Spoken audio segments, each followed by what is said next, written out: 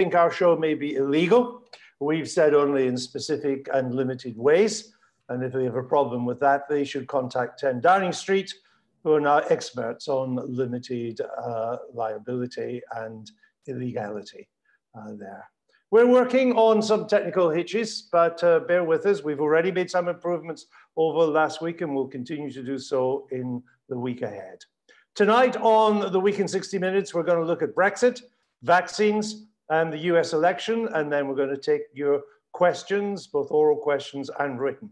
We thank again the NatWest Group for their support for this program. They backed the first program we put out last week, and they've kept the faith with us this week. NatWest is the biggest supporter of businesses across the UK and is working hard during the pandemic to help businesses and personal customers get through this difficult period. Now, to launch the Spectator TV, we're only 1 week old, and we're giving viewers the opportunity to try 12 weeks of the magazine in print and online for just £12. I mean, we're almost giving it away. And you receive a £20 Amazon gift voucher, absolutely free. So, I mean, £12 for £20, even I can do the arithmetic there. Go to spectator.co.uk/TV offer and become a Spectator subscriber today. With Amazon there. Amazon, as you know, they struggle to make any money in Britain and they pay such massive taxes. I think last year they paid at least 50 quid. So it's only right we give them a little boost as well. Now, first to Brexit. Brexit is back with a vengeance this week. And there's been some breaking news just in.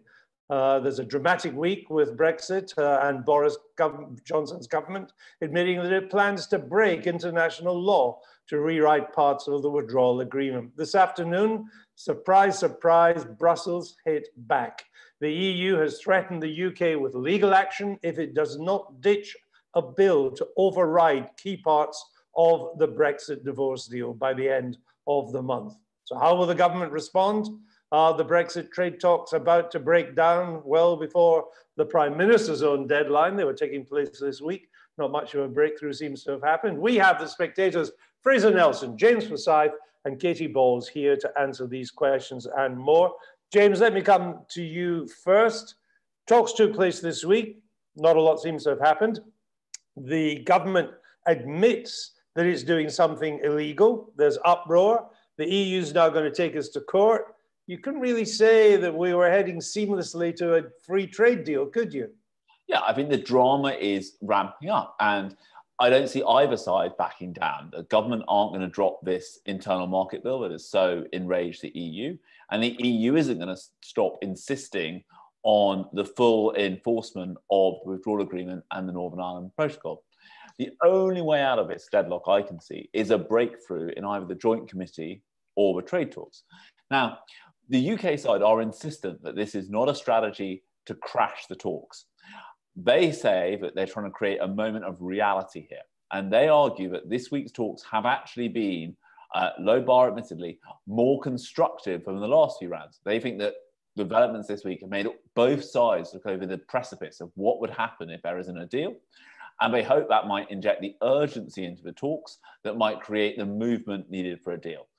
But I think this is a very, very high risk, high stakes game they are playing because you not only see the EU threatening to take the UK to court, but you see Joe Biden making clear that there's no trade deal on his watch if this happens. No. And Nancy Pelosi has been making that clear as far as she's concerned in the House. And so I think they are playing a very high stakes game and they are trying to ramp the pressure up in the belief that that will create the space for concessions. I think the danger is that the EU side are determined to kind of respond in kind. And if you think back to last October, there was an opportunity when Boris Johnson, Leo Varadkar went to that hotel in Cheshire and they walked around the place, they could come up with a deal. The problem now, in that situation, you only really need to square the Irish to get a deal.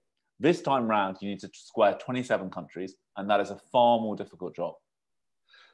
Katy, what are the Tory backbenchers saying? I mean, when you have a staunch Brexiteer like Michael Howard, former Conservative leader of the opposition, no one believes in Brexit more than him, and he says the government was wrong to go down this illegal route. What's the mood on the Tory backbenches about this, frankly, pretty unprecedented situation the government's got itself into? Well, I think in truth it's actually quite a mixed reaction. And we saw in the Lords, you mentioned Michael Howard, also Norman Lamont. It's not a great look when I suppose the most senior Tory Brexiteers in the House of Lords are saying they can't support the government on this. I think if you look in the House of Commons, there's a little bit more sympathy or perhaps necessity to stay on board with number 10 for various reasons. So you're not seeing a big backlash. We have had a handful of MPs come forward, some Brexiteers, some MPs that you might call the usual suspects, ones that were unhappy with prorogation back when number 10 did that, and speak out and voice their concerns. Tom Tugendhat talking about the importance of the rule of law. But I don't think we've seen that vocal rebellion, which suggests that you'd have problems passing this in the Commons. But behind the scenes, there is a lot of disquiet. And I think this is because what is clearly, we can debate when international law has been broken previously, and there's lots of people who want to do that. But what is completely unprecedented is having a cabinet minister stand at the dispatch box and say, we're breaking international law, and not even try and, say, well, actually, you can argue this and look here. And I think that there are lots of Tory MPs who want to be supportive to the government on this. They clearly see Brexit as the flagship policy of this government, but they feel as they've been given nothing that they can even point to, not even a fig leaf here. And I think that's led to quite a lot of annoyance, even if it's not going public. And also just a sense that there was no build-up. There was no, ahead of this announcement. And it wasn't a slip by Brandon Lewis, as far as we know. This was the script, but there was nothing to well, that's the point, Kate. I wanted to ask you about that. When I saw the Northern Ireland Secretary say this at the dispatch box in the Commons, the words, yeah, we are breaking the law, but it's in a limited and specific way. I wonder if he just blundered, but am I right in thinking these words were scripted for him? He had them written in front of him. Yes, I mean, I think a lot of people, as you did, when we saw that, we thought, that clearly can't be what he's supposed to say. He's fumbled his lines. Actually, I think that was the script. And I think that was for a few reasons. One being that there is a sense in number 10 that if you look at the bill that was later published, there's not that much to quibble about. It was quite obvious what they were doing.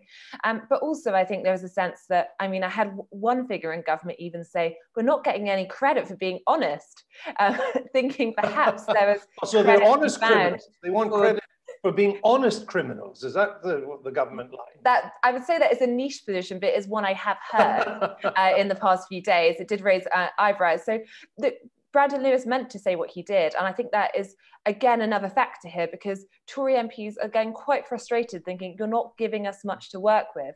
I think that people who are supportive generally still have faith that Boris Johnson and his team know what they're doing with Brexit.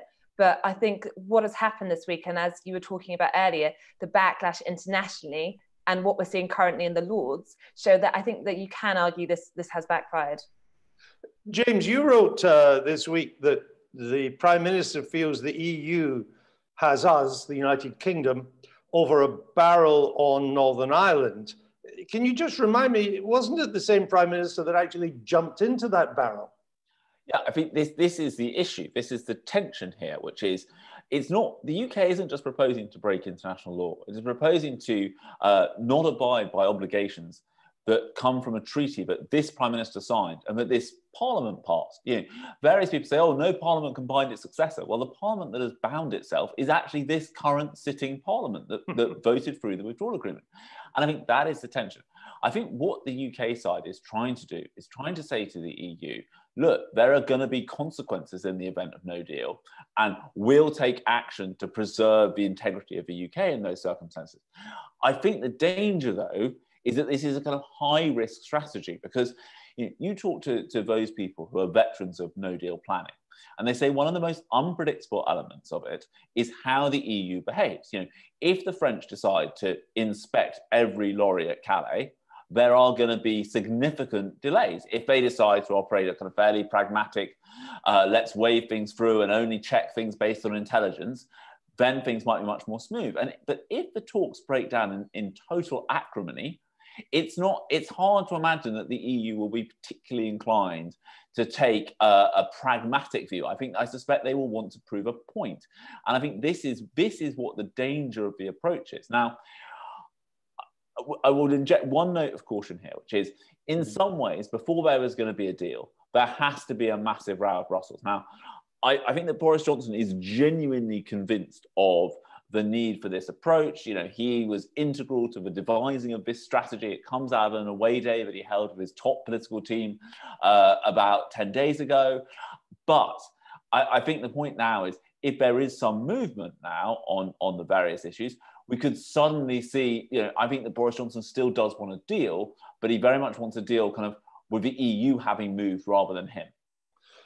Well, of course, it could all be brinkmanship, and there isn't long to go. I'd have thought, Katie, though, that one of the dangers for the government is this, that Keir Starmer, the leader of the opposition, has been playing on the theme of incompetence, that this government is just incompetent in the big things that it touches, whether it's COVID or now the Brexit talks or whatever.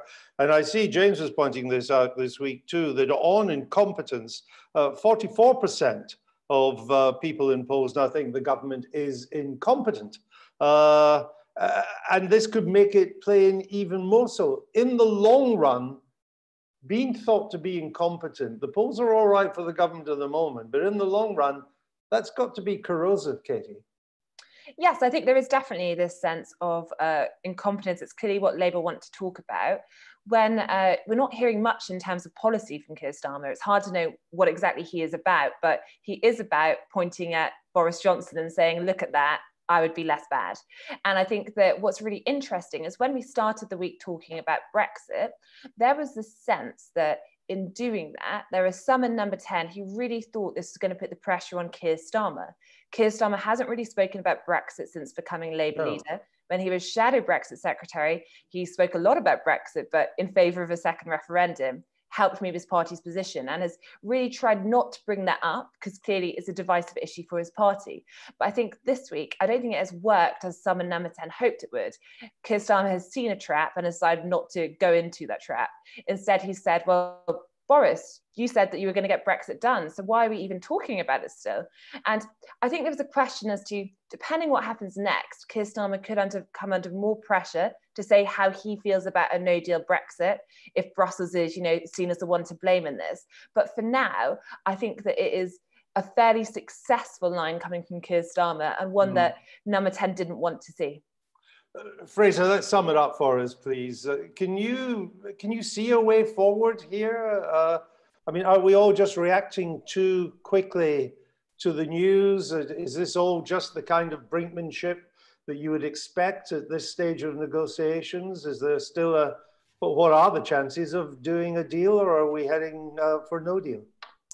I am still optimistic about a deal. I think it was always inevitable that there was going to be brinkmanship. We were going to get this kind of theatre coming in one form or another. It's too kind to say the government intended to do this. There's clearly been a massive mistake here in letting Brandon Lewis say what he said, a massive gift to the EU, who's exploiting it very cleverly. But ultimately, for all of the missteps, it is within the interests of both Britain and the EU to do a deal. So last time around, we saw how the choreography went. It looked to all the world as if there was going to be no deal. We were preparing for it. But at the last moment, a deal came through. I've always expected we'd have the same pattern this time, and that a deal would come only at the last minute. So I suspect we're going to see a few more of these dramas here before the year is out.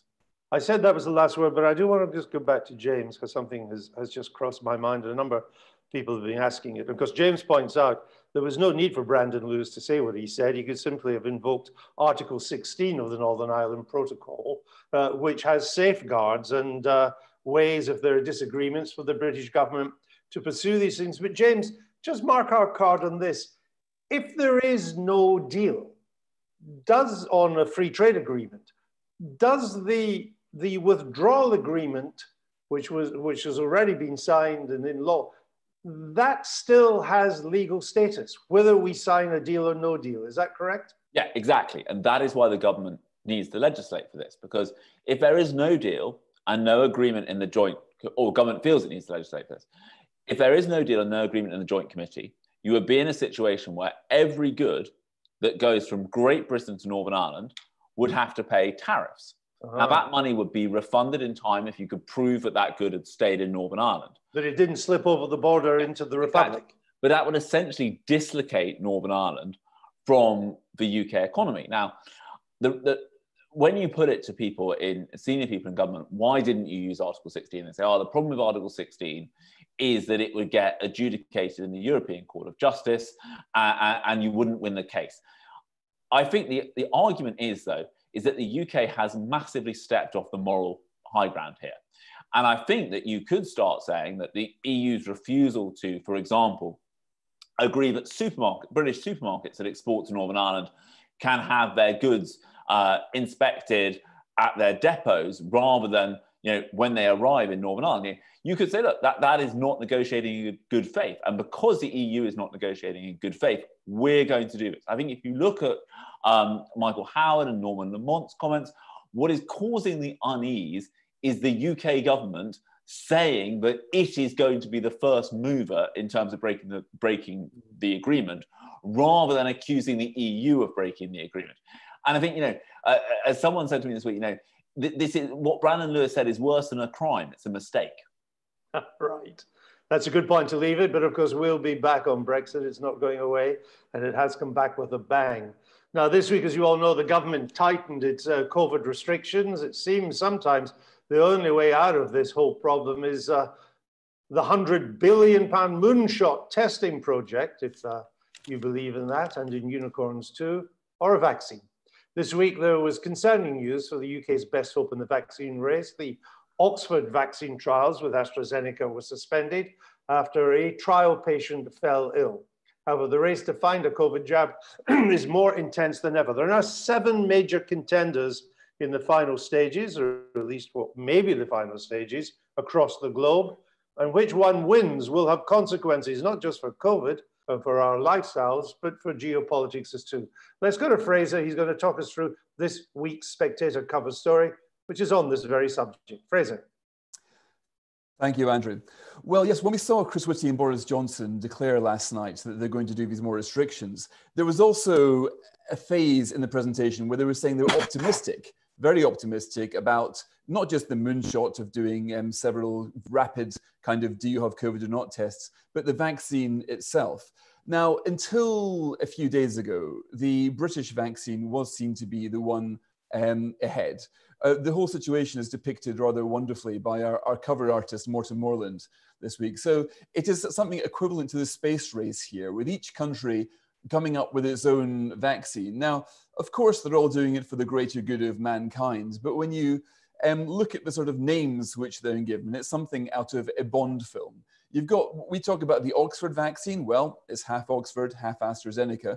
And here we can see Boris Johnson's Matt Hancock clinging on to it. There's £14 billion of government money here. And they are, they've been trying to minimize how much of a problem it was that this week when one of the people who was on the trial fell seriously ill. They've had to pause that trial now while they investigate. Now, Matt Hancock says this is perfectly normal for vaccines. It happens all the time. He said it was actually the second time this has happened. But nonetheless, none of the other 8 contenders have had to pause the trials. So this has put some question as to whether the British vaccine, which had been given to more people than any other, really was in front. But also this week, we had some interesting news from the Russian vaccine, which is gloriously called Sputnik. Now, we might laugh at this, but The Lancet did a review a few days ago saying it's actually been very encouraging phase 2 trials. And Mr. Putin, I'm told, has taken it, and his daughter has taken it as well. Well, Putin has declared it safe personally. He's actually gone so far as to approve it, which is perhaps going a bit, but he said his daughter is feeling very well. That's what he told us a few days ago. So there we are. But the Russian and the British vaccine are the same sort of formula. You will give, so they're very similar. Both.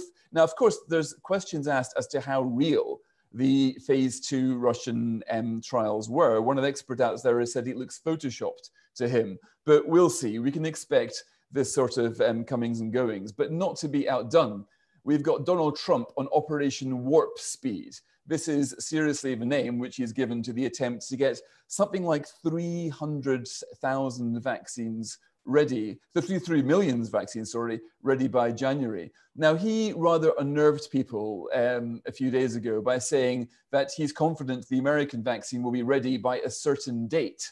Of course, we all know what date he meant. He meant election date. Now, that had led all 8 vaccine manufacturers to put out a statement assuring the world that they would not be rushing this. There would not be any undue haste in finding a vaccine. But this does matter, of course, because there's 2 major theories about COVID right now. The Swedish approach is that a vaccine might never emerge, so you've got to learn to live with the virus, that you will keep managing it as long as the virus doesn't overwhelm the health facilities, then that's okay. Now, the Swedish approach, after it went wrong initially, it ended up almost as bad as Britain in terms of deaths per capita.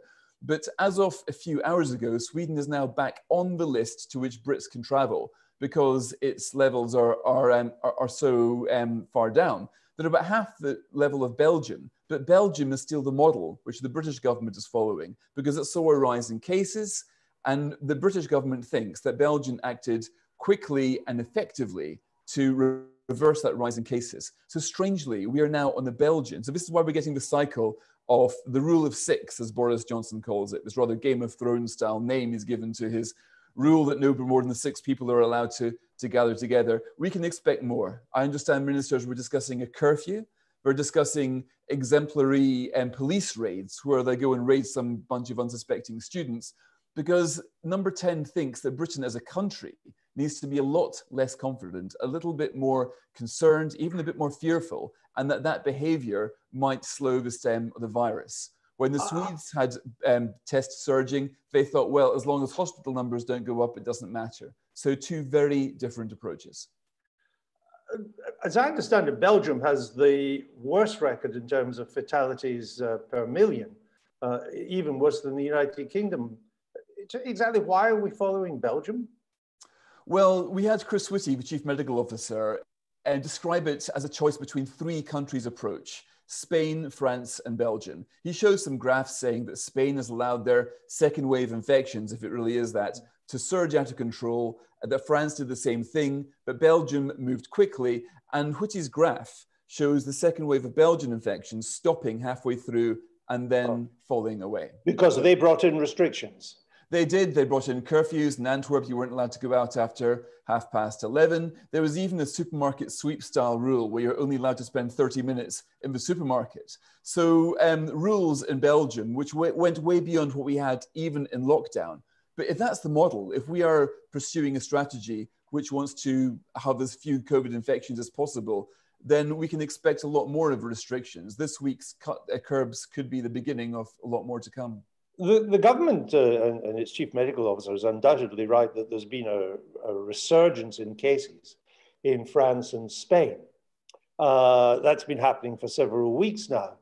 But as of yet, there's been no dramatic change in the number of fatalities in these countries. They've risen, but they've risen from a very small base. The relationship in France and Spain between cases and fatalities is nothing like what it was at the height of the crisis in April, May, and June.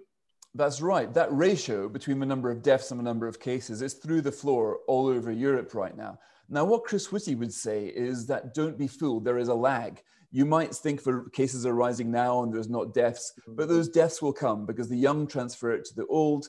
Then there's a lag of hospital numbers. Then there's a lag of deaths. So if the Whitty hypothesis is correct, then we will start to see a rise in French deaths and a rise in Spanish deaths before too long. He says there's about a 3-week lag between the actions he's taking now and what he expects to see in Britain. So in a way, he's gambling. He's gambling that the Swedes are wrong to think that you can tolerate a rise in infections as long as there are no hospital levels. He wants to preemptively move now, but he hasn't convincingly explained why he's sure that the Belgian approach is so much better than the Swedish approach. Okay, Fraser, thank you for that. Let's look more at this vaccine issue now. I'm delighted to say we're joined by Dr. Elisabetta Gropelli, a virologist and lecturer in global health at St. George's University of London. She's an expert on the development of novel and affordable vaccines. Dr. Gropelli, welcome to the week in 60 minutes. Can I just clarify, because we all got a bit nervous when we saw this setback of the Oxford vaccine, as we're calling it this week. But am I right in thinking that actually what has happened is entirely normal in the development of these vaccines?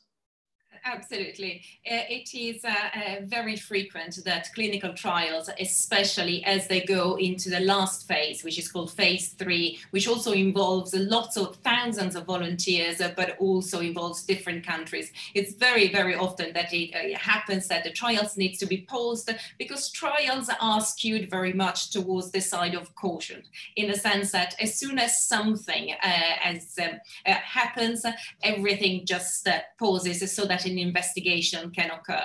And sometimes the most important question is actually to investigate if what's being detected as an adverse reaction is actually due to the vaccination. And as we've heard for the Oxford AstraZeneca vaccine, there has been already a pause only a couple of months ago that actually was not linked to the vaccine, and therefore the trial could go ahead. But this is also why normally we do take years, decades to develop a vaccine. And so this is expected. And I would like to put into the context, at the moment, there have been 2 pauses in the vaccine trial for Oxford out of at least 18,000 people who have received the vaccine or the placebo. And this is astonishing. These are human beings that actually go about their own lives.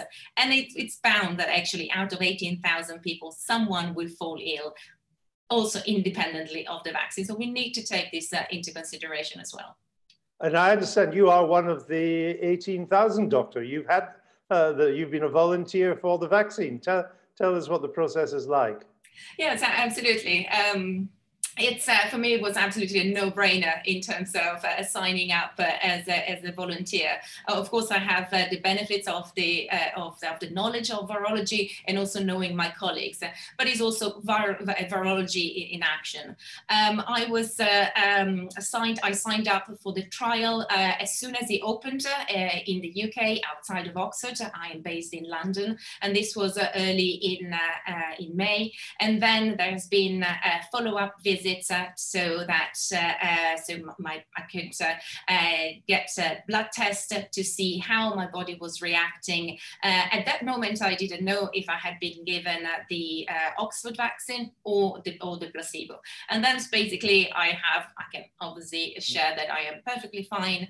And although obviously I am being monitored because this is part of the trial. So earlier this week, I did receive an email from the trial organizer notifying me about the adverse case, that the illness that had been diagnosed and the investigation that was pending. And to be honest, again, as a virologist, I was kind of expecting it. So for me, there hasn't been any apprehension or any disappointment. Just take it in a stride and wait for the investigators independently to assess what it is and keep filling in the questionnaires about my potential exposures and how I feel.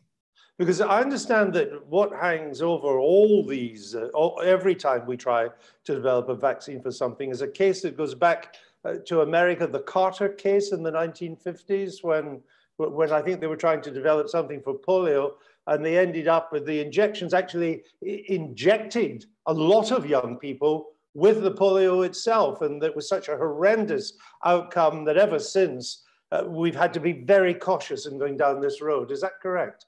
Absolutely. I mean, it has to be said that now we do have different platforms, different technologies that actually do not rely on what we call growing the virus or live virus, and that actually has to be killed before it can be given to volunteers.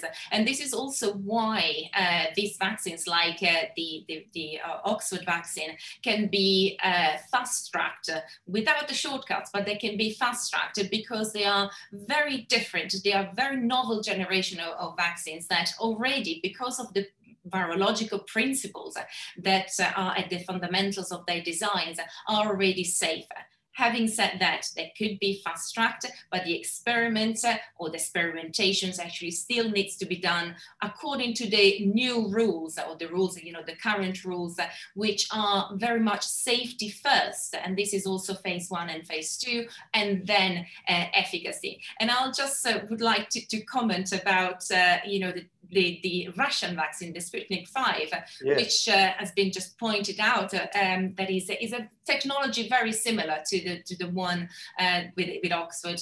And in that case, however, it has only been given to less than 100 people, while the Oxford vaccine already 18,000. So this is the massive difference. When we talk about a front runner, when we talk about different vaccines being developed, actually, there are quite a lot of differences in the numbers that actually can give us a little bit of an insight if a setback is important or not. 2 out of 18,000, it's pretty good stats at the moment for me. Does it worry you that we seem to have there's almost like a sort of geopolitical vaccine nationalism going on here? And the giveaway from the Spectator's cover story this week, of course, it is that Russia's called it Sputnik 5. Mr. Trump is calling his the Operation Warp Speed. I mean, is this a good thing in that they're all competing like mad and to try and be the first, or is it actually something that's a bit scary?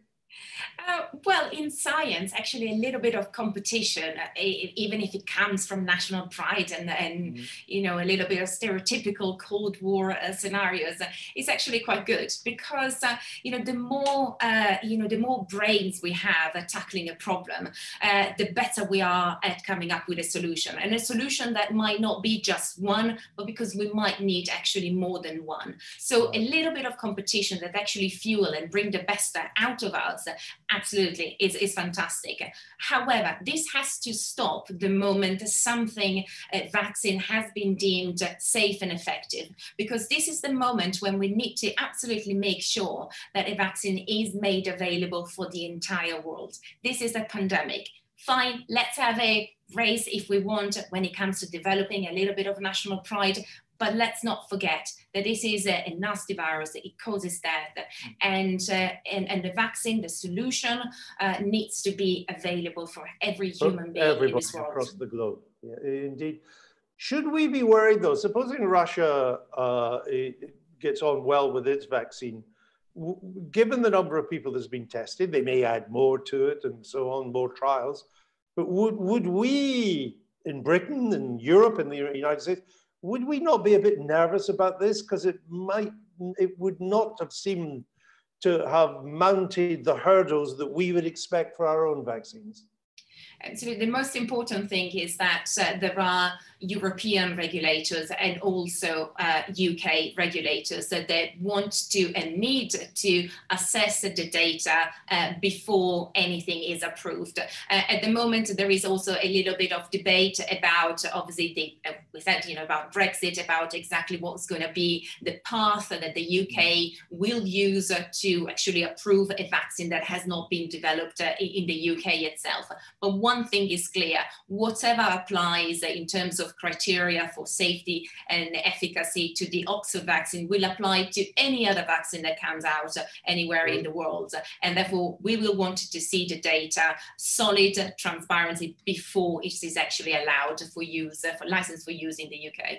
So if our authorities and our regulators and medical experts like you, if they say, look, this Chinese vaccine or this Russian vaccine, it is safe to use, you'll be saying that on the basis that it's passed all the tests that we would have expected the Oxford vaccine to pass to.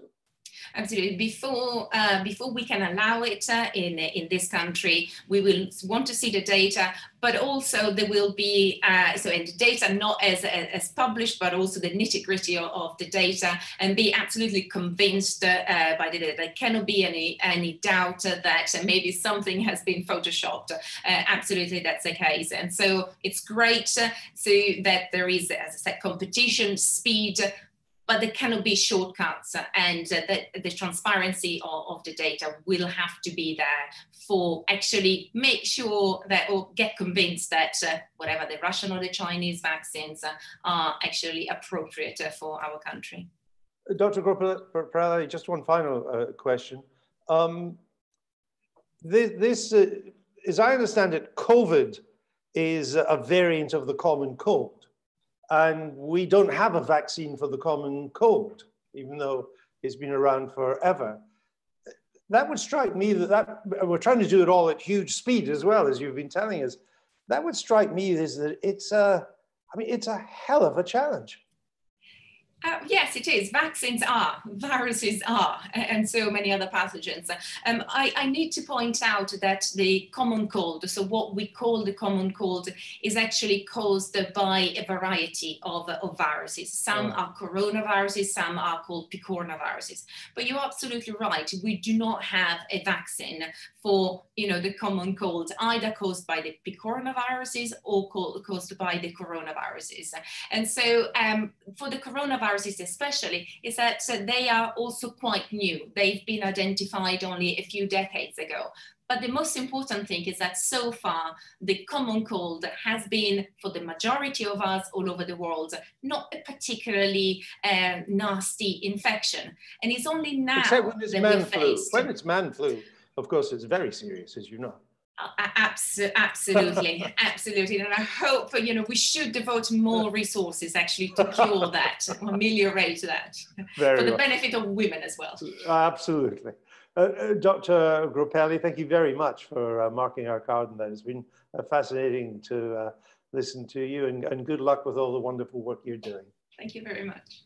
Now, let's move and go across the pond to the US elections. You're watching The Week in 60 Minutes. It's coming to you from Spectator TV. We thank our sponsor, the NatWest Group, for supporting our second broadcast and for the support they're giving businesses up and down the country in these difficult COVID times.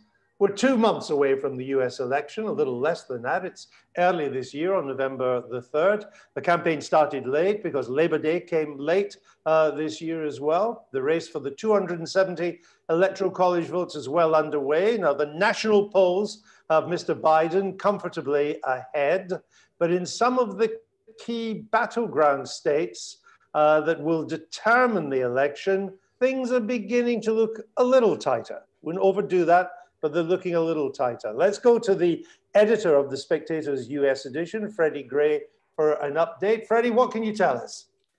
Well, Andrew, I think the major theme at the moment in the American election is uncertainty. And that's not just because the polls are dubious, it's because the actual process is in doubt at the moment. We're going to have a huge increase in the number of mail-in ballots. We think could be postal up to half. Votes, as we call them in Britain. Postal votes, as we call in Britain. Could be up to half the number of votes. And already there are huge political fights erupting over whether they're legitimate, who counts what in each state and so on. And so you could get a situation, I think we're probably going to have a situation where we're not going to have a usual election night. And in the weeks that follow, we're going to have terrible contesting of results that will go on and on and on, and things will get very, very ugly. I saw Freddie, some US commentators saying that on election night, as the results come in and they're being counted, these are the people who've gone to vote, Donald Trump will likely emerge the winner. And then when the mail-in votes, when the postal votes are counted in, and that could all be done perhaps by the Sunday, most of it, Joe Biden could be the winner. Well, that's the great fear at the moment, is if Trump clearly wins on election night, without the full counts in a lot of states, he declares victory, yes. And then 5 days later it's cancelled by the actual results. But there are also great fears that if Trump wins by a margin, a lot of Democrats are going to say the postal votes weren't counted properly and it will be contested. So I think, fascinating as it is to look at the various states, and I hope we'll do that in a moment, I think the real worry at the moment is that whatever the result is, no one will be happy with it. Why do they take so long to count the postal votes? I mean, I think in this country, we sometimes count them beforehand, or we count them on the day along with all the actual votes. Well, there are a lot of people saying this is all fear-mongering and that actually the Postal Service will work fine. But there do seem to be substantial delays in the American Postal Service at the moment. And the worry is the overload will be so huge that it will cause substantial delays. Freddie, take us through some of these swing states. I think you've got some data on places like Florida, which is key for Mr. Trump. I don't think he can win without it. North Carolina, Pennsylvania, Mr. Biden's home state. Minnesota, which is, I understand, I think it shows one of the states that Mrs. Clinton won, and maybe one of the few states that went Democrat that could go Mr. Trump's way. Well, precisely. If we get this share screen going, that's the overall polling average, which I don't actually think is that useful, because it's shown. That's nationwide. That's the nationwide. Whole country. Yeah, and it still shows Biden substantially ahead, a little tightening in the last few months, and then a little pulling away in the most recent polls. If we then move on to what is effectively the betting market on the next president's chances, you see around the time of the national conventions, you see a massive crossover, which is where the betting people decided that Trump was going to win. And then again, as we got away from those conventions, people start to trust Biden's victory a bit more. And I think that's very telling. I think the betting market's a much more reliable indicator than the national polls. Well, you do think that where people place their money is a better indicator than what people tell pollsters? I absolutely do. I think it is. I think a lot of people, we know there's a shy Trump factor. Nobody knows quite how big it will be. The shy Trump factor would be people who don't tell pollsters they're going to vote for Trump and then do. Right. But those people might just say to pollsters, yes, I think Trump's going to do it. So I think the betting market is more interesting. But even in the betting market, you see Biden is ahead. So that's not necessarily good news. I see that. 7 points. For Trump. So the interesting thing comes down to these various key battleground states. And the biggest one, the big one for Trump in 2016 was Florida. So if we look at that, we can see that it's getting tighter. Again, you see a little flick towards Biden recently. But one percentage point is well within any margin of error. Well, so a pollster told me last weekend that you can probably account 5 points for a shy Trump vote. So that would suggest that Florida's looking pretty good for Trump at the moment. And then of course it moves on to other states, and we look to somewhere like North Carolina. Because as in 2016, Freddie, he has to win. Mr. Trump has to win Florida, but that's not enough. It's not enough. He's gone. I mean, he can lose Florida and still win. But I think he can? Yes, I think he can. But I think it's a very, very difficult path to do so. And he has North Carolina, you're showing us again close. He has North Carolina is going to be very, very tight. And the big question in North Carolina is a large African-American vote. The African-American vote famously was quite depressed in 2016. They weren't that excited about Hillary Clinton. The early indications are that they were quite keen on the African-American voters were keen on Joe Biden. Will they come out for him in November? That will be very telling in North Carolina. At the moment, again, it's a total toss-up, as you can see from this chart. And so let's look to another state, which is Pennsylvania, which is a very interesting one, because Trump won that by a very, very small margin in 2016. And Biden has this tremendous home advantage. He's a Scranton, Pennsylvania boy. He seems to have very solid polling there. But I've spoken to Republicans who think that they will still get Pennsylvania. And if they get Pennsylvania and a couple of other swing states, they don't necessarily need Florida. So that's how the arithmetic works. Yes. I mean, the one thing that would seem to be clear is that Mr. Biden wins the popular vote. He'll, like Hillary Clinton in 2016, he will get more votes nationwide than Mr. Trump. But he still it is still not quite clear that translates into enough electoral college votes to give him victory. Well, exactly. And I think what's very interesting is that, I mean, given that the Democrats have never really accepted the 2016 result, what happens if the same thing happens again? What happens if Trump loses the popular vote, which he almost certainly will, but wins the electoral college?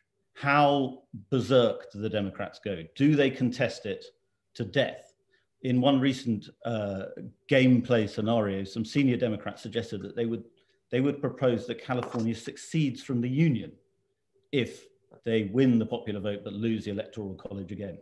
So, I mean, I know this sounds hyperbolic, but I think we could be talking about serious constitutional questions, serious civil unrest if Trump wins again in that way.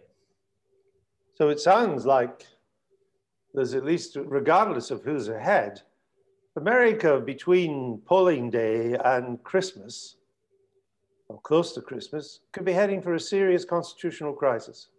I think that's not, unless somebody wins by a landslide. Yes, unless somebody wins by a landslide, and then everyone will say it's a fix anyway. So, and we're all waiting for the first debate, Freddie, on September the 29th. It's in Cleveland. That's going to be great car crash television, I guarantee you. We better see if we can get it onto Spectator TV then. At the moment, would it still not be fair to say, Freddie, that this is Mr. Biden's election to lose? I think yes. I think given that this is pretty much in most Americans' minds, there seems to be a referendum on Trump. But Biden's great problem is that he's more successful when he's invisible from the electorate. And it's impossible for him to be invisible from the electorate as we approach an election. But as voters are actually confronted with the choice between two candidates, they start to realize it's a Biden versus Trump vote rather than a Trump versus I don't like Trump vote. And if it becomes a Biden versus Trump vote, then a lot of voters might start to realize that they're not that keen on Biden and they're not that keen on an Obama-era restoration, which is what Biden's proposing. Right. Freddie, we'll leave it there, but we'll be back to that too. It's the most fascinating run-up I can remember to a US election. And of course, we'll all be watching that first debate on the 29th, not long to go for that. We've got about 15 minutes to go here on the week in 60 minutes. It's time now for your questions. We are going to take some that have been sent in, but I can also see some of you have your digital hands waving. Let me try a digital hand. We had a little trouble with these last week, but we got it in the end. Let me go to Sam. Sam, I can see you waving at me to ask a question. What is, you're muted at the moment, but let's have your question. Sam. Sam, you're muted. You have to unmute yourself if you want to ask a question. Nope, let me try Magnus Burt. Magnus, could you ask a question? Nope, they're still coming up. There we go. Sam is unmuting. Magnus is there. Magnus Burt, your question. I wanted to ask about essentially the COVID treatments, which Synergen, I heard, had developed a treatment which in a phase 2 trial has reduced the number of cases, not cases, I mean the odds of severe disease by about 80% in a phase 2 trial. This is very good and it reduces COVID death rates, even the risk of a second wave, significantly. Okay, let me go to Dr. Crapelli for that. There have been some treatments with some success as this COVID crisis has gone on. Is that right, Doctor? Yes, absolutely. The most important one has been dexamethasone, which is the very cheap drug that is already used in the clinic that has been shown to very much reduce the mortality for the most severe patients, so the ones that are already in hospital. And that has been a fantastic news that came out of actually of a UK-run trial, the recovery trial. There has been a separate data about another steroid, which is another heavily and easily used, which is hydrocortisone. A bit of more mixed data when it comes to an antiviral, which is called remdesivir. That acts not on the hormones of the human body, but acts directly on the virus. But unfortunately, the data is not as strong as the other ones. So lots of progress, nothing specifically a major game changer, but certainly a couple of drugs that are going to be helping the most severe cases. The ones that are being hospitalized. All right, thank you for that. Simon Albury has written in with, what is Ofcom's beef with you, meaning the program? Simon, it was just a joke. Don't take it seriously. I'm sure Ofcom loves us there. Let's go to Lars Frevert, I think is how you pronounce it. It's an interesting question, James. I think it's for you. What is there to stop the government from breaching other parts of the withdrawal agreement? For example, the withdrawal agreement includes the provisions protecting European citizens' rights. I'm sure Dr. Grappelli would be very interested in the answer to that question. That's the problem, isn't it, when you try to claim you're just a little bit pregnant? Yeah, I think you can see the risk of opening Pandora's box, which is that there are some amendments coming from the European Research Group, the kind of really hardline Spartan Tory Brexiteers, trying to override more of the withdrawal agreement, not the sections on citizens' rights I should stress, but more bits of the withdrawal agreement. Now, the government's defence is, look, this is the proof that we're not ripping up the withdrawal agreement. We're only taking this very targeted action. But the problem is, once you say that you're entitled to overrule one part of it, it becomes very hard to explain why you won't overrule other bits of it. And so I think the danger for the government is that it ends up under fire from two sides of its own party in the Commons next week. You know, one group of ERG rebels saying, we want more of the withdrawal agreement disapplied. And then we've already seen an amendment put down from Bob Neal and the former Deputy Prime Minister Damien Green saying, you know, you shouldn't be able to trigger these Northern Ireland provisions without another vote in Parliament because of the risk it would pose to the UK's international reputation. Right, exactly. Now, here's another question that's come in, an interesting one. It's a written question. And this, again, I think is for you, Doctor. If Britain does, if the Oxford AstraZeneca vaccine becomes the front runner in this, does that mean that we in Britain get it first? Right. Well, the really important thing is that the UK government has already bought a substantial number of doses and has ordered more.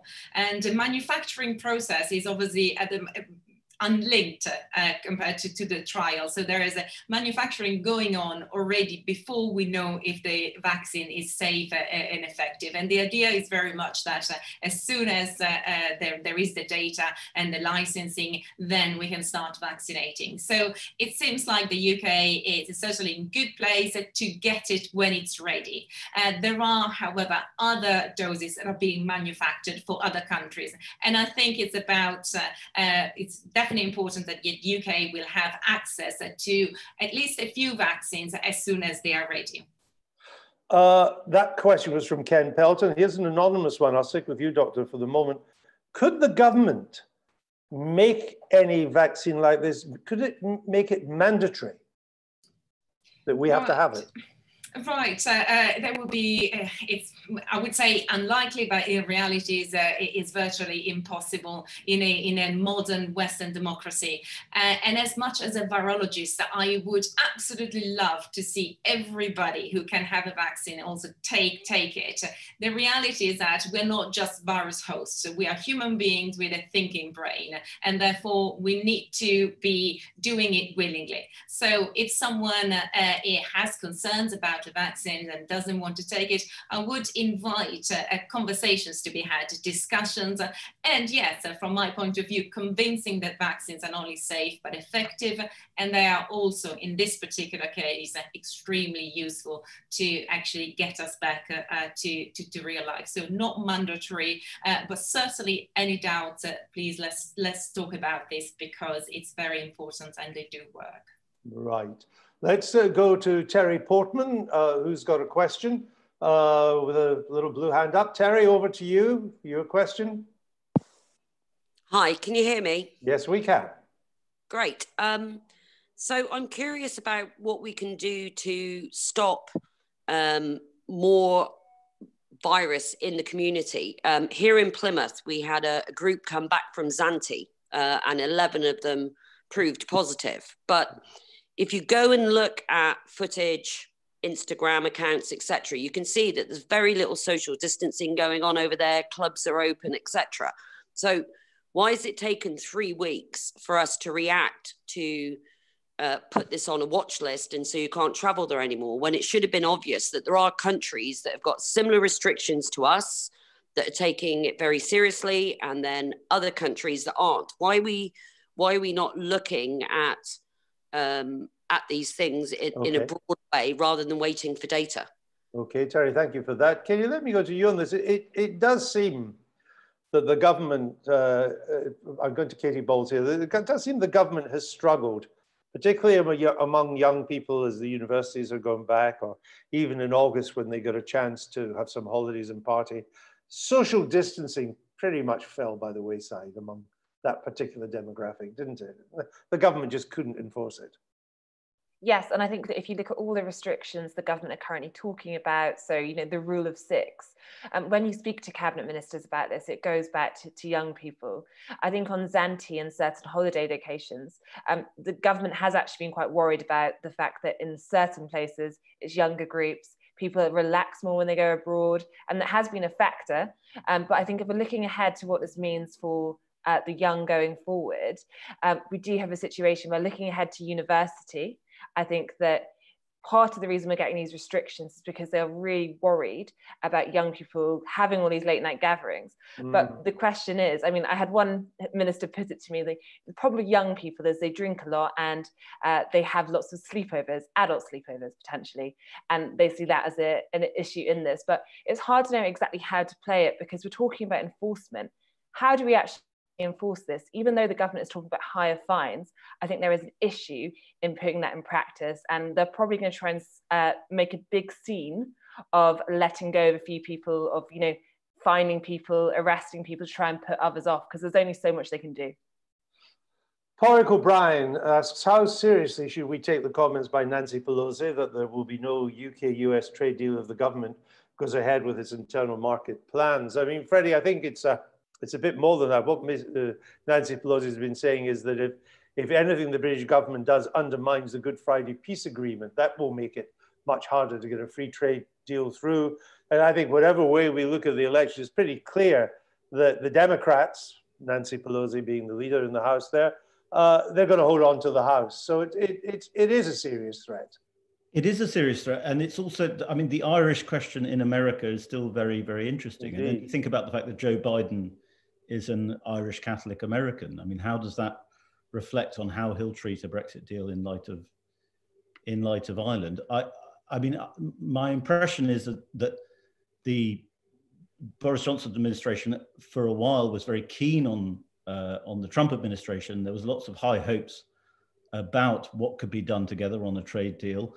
My impression is that those hopes have sort of dwindled a bit in recent months, and that if you talk to people in Westminster, they seem to be keener on the idea of a Biden administration, and that we could join a multilateral trading deal after Biden becomes president. So I think there's a sort of cooling off between the Johnson administration and the Trump administration. And the Trump. Question from Sandeep Fazoo, again for our doctor. He wants to know what your thoughts are on mass testing, which the government has been bigging up recently. Is it realistic to be able, I mean, at one stage it's talking about kind of testing everybody regularly. Is that would, it's called a moonshot. It sounds to me it might be as far away as the moon, Doctor. Yes, I mean, in principle, it makes sense. You know, we want to know where the virus is. Let's test everybody. And because the testing we have at the moment, they only tell us if someone is infected at the time that we take the test. So, and that can change 24 hours later. So mass testing as frequent as once a day. Yes, logically, but in the hardcore reality of actually this planet, it's very unrealistic, not just particularly ambitious. And so, and also it actually hits a point which has been quite challenging for the UK, which has been not only testing in terms of increasing capacity, but also making the test available and also making the results available to those who are actually needed. So there's quite a lot of groundwork that needs to be done again when it comes to delivering the testing as we know about it before we can start thinking about you know, massive mass testing. That it looks pretty much unrealistic, and unfortunately it would require actually validation and delivery of some technological platforms like the rapid test, which are not available at the moment, and it's unlikely that will be available anytime soon. So a little bit of realism, possibly a good idea, but let's stick to what we know works and do that at the best of our abilities. Thank you for that, Doctor. James, let me come back to you in our final few minutes and inevitably come back to Brexit. We know what's happened this week. We know the talks have continued. Doesn't seem to, they didn't break up, but there's not been much of a breakthrough. We've had this business with the British government and legality. We've had the EU now saying it's going to take us to court. look ahead for us. We're now, what, in the second week of September. What now happens with Brexit over the next month or so? I think the big question with Brexit now is whether the principals get involved, by which I mean, does Macron, Merkel, the other EU national leaders get involved? Because I don't think the answer to these questions is going to come out of the Barnier-Frost discussions. There's got to be the political will to get a deal. Now, I mean, there's an interesting question here. Emmanuel Macron is the most obvious person, I think, to have a conversation with Boris Johnson that perhaps replicates some of that Lièvre conversation last time around. The French are the most hard line, but also Boris Johnson has no better interpersonal relation with an EU leader than with Emmanuel Macron. You know, they enjoy having dinner together, they get on.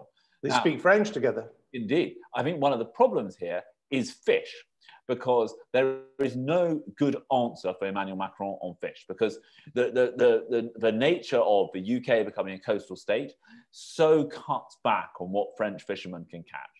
And I think one theory that is doing the rounds at the moment is that Macron doesn't want to step in, because if he steps in and helps broker a deal, he will have dipped his hands in the fish guts. And French fishermen will say, our catch is falling dramatically because of this deal that you brokered, Mr. President. Whereas if Macron sits back, waits for no deal, and then negotiate, and then steps in, you know, in the second half of 2021, say, to try and work on a deal, French fishermen will go from having lost all of their quota in UK waters to then getting some back from the Macron deal. So I think there is a worry that that Macron isn't going to step in because of this whole fishing question. The other big issue is Angela Merkel. Right now, the Germans hold the presidency of the European Union. She is very reluctant to step in too early.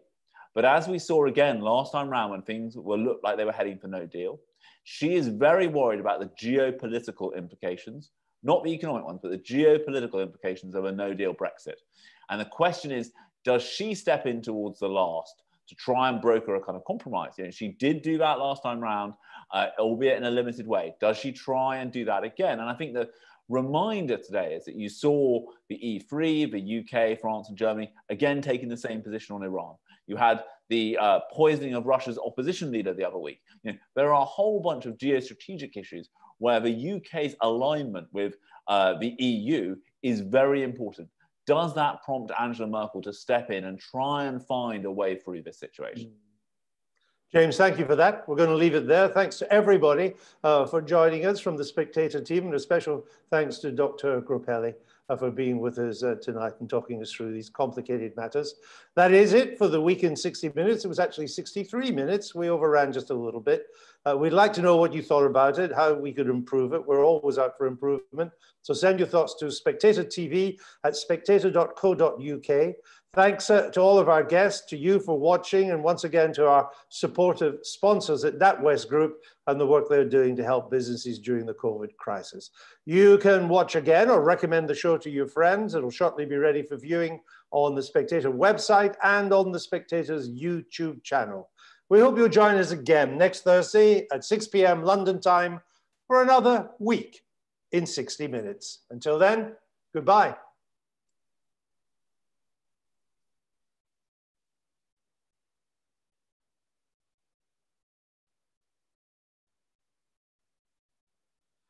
Ah.